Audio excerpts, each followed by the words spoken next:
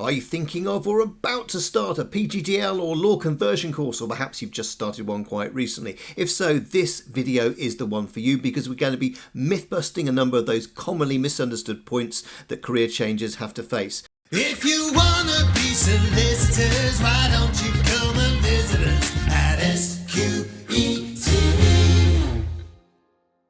Just before we start our myth-busting exercise, let me just remind you that SQE TV should be considered by most SQE candidates as your free resource from a truly independent source. So please do make sure that you subscribe to the channel, you like our videos, and make sure if you tap the notification bell, you can see you get access to our videos as soon as they drop.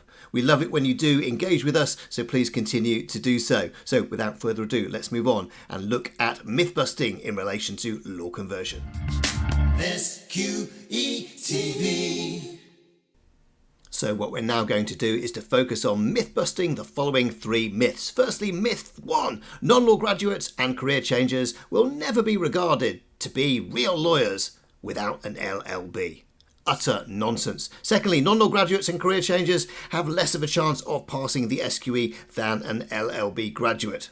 Utter tripe. And third myth we're going to debunk is non-law graduates and career changers are less employable and less attractive to law firms than their LLB peers. Utter nonsense as well. So let's have a look at each of these myths one by one. SQE TV.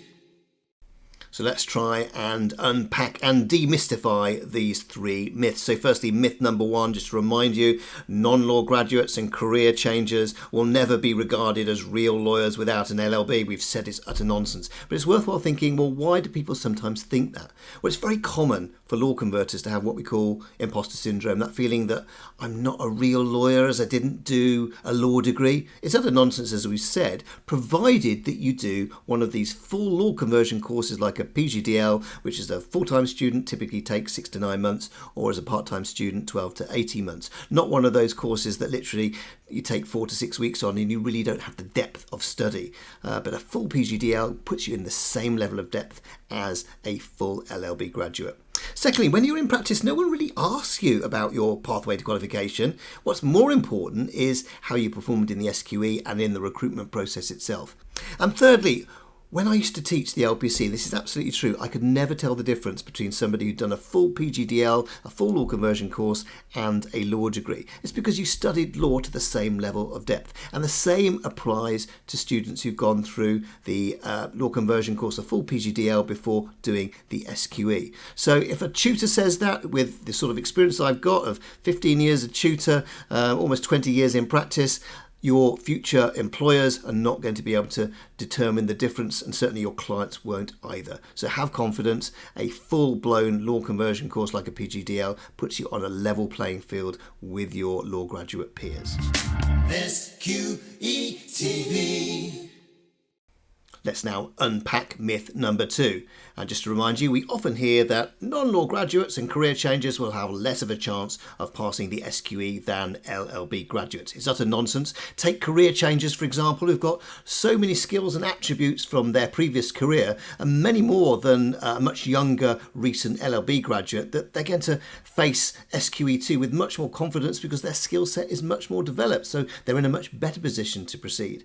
But critically, for non-law graduates, and this applies to all non-law graduates, the functioning legal knowledge that you learn on a law conversion course is much more fresher in your mind, having studied it in the last 12 months if you've just done a full-time course. Whereas compare that to a full-time LLB graduate who has studied some subjects 3, maybe more years ago than that by the time they sit their SQE. And remember, a lot of this black letter law comes up in the SQE, so your knowledge is a little bit more stale as an LLB graduate, and therefore arguably as a law converter, if you've done a really full PGDL and a law conversion course with a reputable provider, arguably, quite controversially, perhaps you're in a stronger position to face the SQE.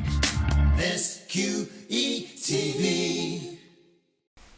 And finally, let's unpack myth number 3, and that's that some people say that non-law graduates and law converters are less attractive to law firms than their LLB peers. It's utter nonsense, as we've said. Law firms love law converters.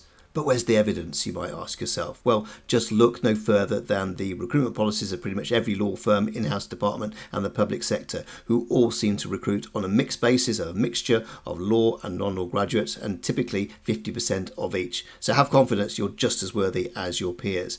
Not least because you've got a different skill set if you're a converter compared to a law graduate, particularly if you come from a STEM background. Science, technology, engineering and maths are particularly valued by law firms, but not exclusively so when it comes to non-law graduates. SQE TV. So there we are, we've reached the end of this video and we've busted 3 myths often told to or believed by non-law graduates and law converters. I hope that it gives you confidence going into your further studies that you really are on a level playing field if you follow the advice that we've given you. Enjoy your journey into law wherever you are, my friends. Until next time, cue the jingle.